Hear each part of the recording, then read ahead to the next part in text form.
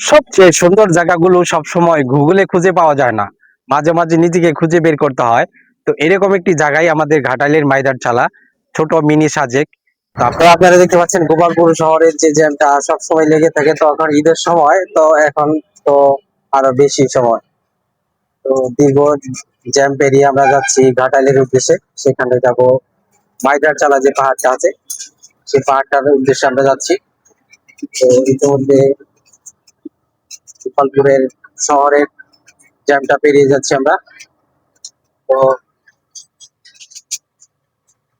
আমার গোপালপুর শহরটা একটু ছোট ছোট শহর বলেই যানজট লেগে থাকে সব সময় শহরটার ভিতরে। দেখে এরকম দীর্ঘ জ্যাম লেগে গেছে, অবশ্যই আমরা শেষে জ্যামটা পেরিয়ে গেলাম। আজকে আমরা চলে এসেছি ঘাটাইলের মাইদার চালার পাহাড়ে। পাহাড়টি কিন্তু ছোট হলেও পিছনের ভিউ এবং চারিদিকের ভিউটি কিন্তু অসাধারণ। তো আমরা এখন এই পাহাড়টিতে উঠবো। এই পাহাড়টি দেখি উঁচু দেখা যাচ্ছে, পাহাড়টি উঠতে কিন্তু আপনাদের একটু কষ্ট হবে, কিন্তু ওঠার পরে এই পাহাড়ের যে চারিদিকে প্রকৃতির মাঝে ঘোরা, এমন একটা শান্তি শহরে কোথাও খুঁজে পাবেন না। তো আপনারা কি এরকম একটা জায়গা ঘুরতে পছন্দ করেন?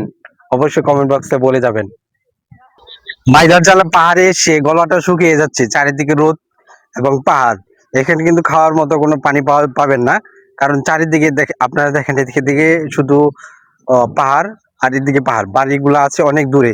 তাই পাশে একটা আইসক্রিমের গাড়ি এসেছে পাহাড়ে ওঠার জন্য, সেখান থেকে আইসক্রিমটা কিনে নিলাম। আইসক্রিম প্রকৃতির মাঝে ঘোরা, এমন একটা শান্তি শহরে কোথাও খুঁজে পাবেন না। তো আপনারা কি এরকম একটা জায়গা ঘুরতে পছন্দ করেন? অবশ্যই কমেন্ট বক্সে বলে যাবেন। একটু ঘোরা শেষ হয়ে গেছে, তো এখন আবার বাড়ির দিকে চলে যাব। তো আপনারা যখন আসবেন অবশ্যই এখানে সেনাবাহিনী ক্যাম্পের এখানে ট্রেনিং চলে, আপনারা এটা জেনে আসবেন কখন এটা বন্ধ থাকে, সেই সময়টাতে আসবেন যাতে করে আপনার